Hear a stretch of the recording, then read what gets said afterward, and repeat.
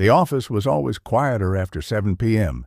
Emails slowed, phones stopped ringing, and somewhere between the last sip of coffee and the first click of her heels on the tiled floor, Maya began to enjoy staying late, mostly because he did too.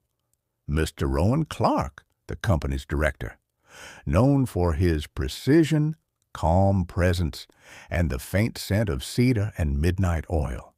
They never said much, just passing glances across the glass partition, silent exchanges over shared printers. But something lived in those silences, something unsaid, unfolding slowly like a novel left open between them. One evening, Maya accidentally left her sketch pad on the break room table, something she did to unwind. She returned to find Rowan standing over it, not judging, just reading her art with a curious softness. "You draw?" he asked, holding it with a surprising gentleness. She nodded, heart racing.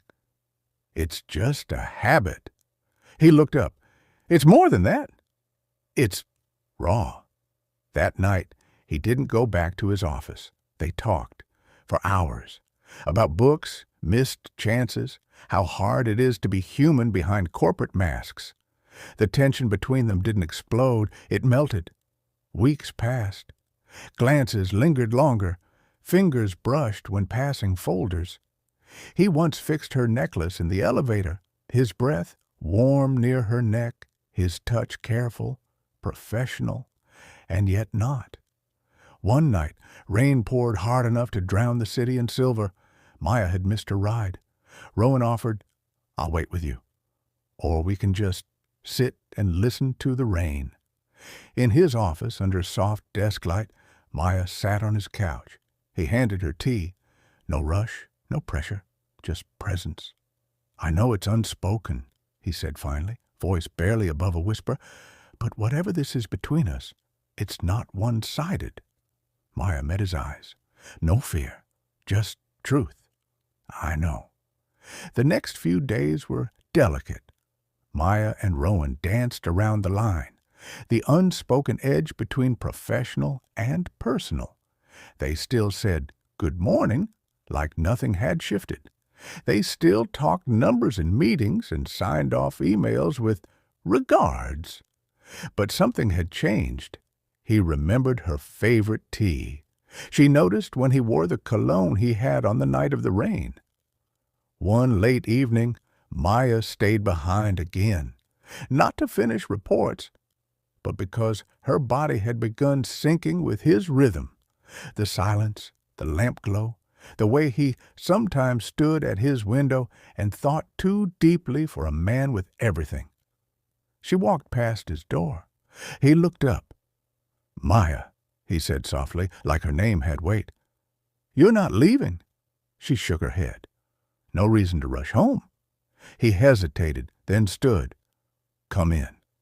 Inside, the air changed. Not heavy, just charged. He sat on the edge of his desk, arms crossed, watching her with a kind of patience that made her chest ache. "There's a rule," he said, "a line I promised myself I wouldn't cross." "I know," she replied. "I feel it too." They were close now, not touching, but every breath between them counted. "I think about you more than I should," he said. Maya swallowed, her voice low. "And I wonder if we're already halfway across that line." He reached for her hand, slowly, like asking permission. When she didn't pull away, his thumb gently traced her knuckles. Still no kiss, still no sudden move, just presence, emotion, the slow burn of something building right.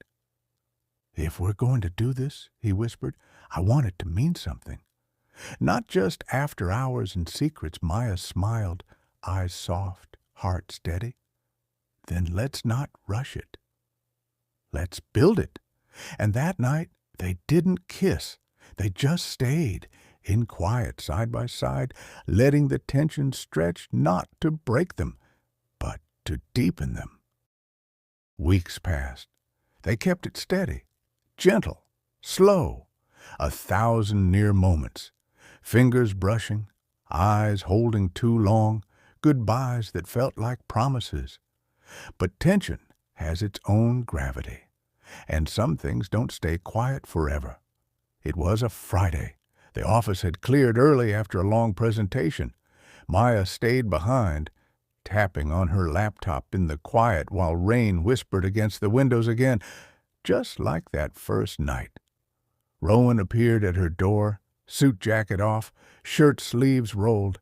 He leaned lightly against the frame. "You're still here," he said, voice low. "I could say the same." Silence fell, not awkward, just charged.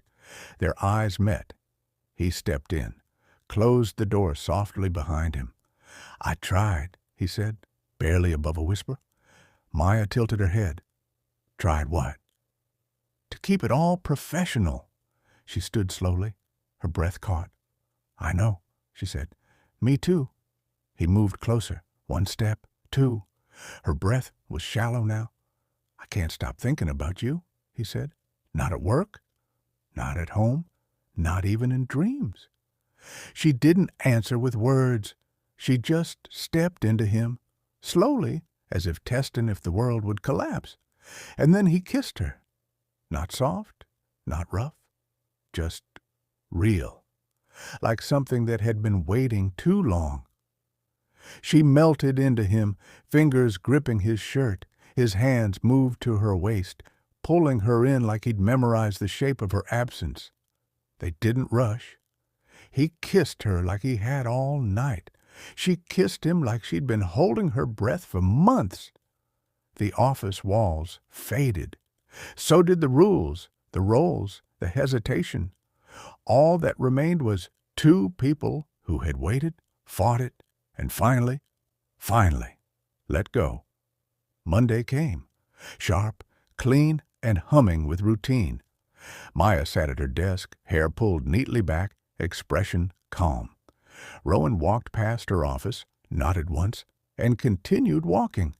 Professional, distant, like nothing had happened. But they both knew better. Every glance carried a memory. Every meeting felt like a whisper from Friday night. They hadn't talked about it yet. Not really, until Wednesday. Late again. Same dim lights, same silence. Maya found herself in his office doorway, uncertain. He looked up from his laptop. Close the door? She did, slowly. They stared at each other for a beat, too long. "I don't want to pretend," she finally said, "but I also don't want to lose this job, or lose your respect." Rowan exhaled, setting his pen down. "You haven't lost either, and I won't let this turn into something we regret." He walked over, kept a respectful distance. "I care about you. That hasn't changed, but now we need clarity. Boundaries," Maya nodded. "So what do? We take it slow. Keep it private. Tell HR if this becomes more than just us. But right now, it's sacred. Ours." She stepped closer. "So we protect it?" He smiled. "With everything we've got." They kissed again. Gentle this time. No rush. Just trust. And that's how they handled it. With honesty, restraint, and a deep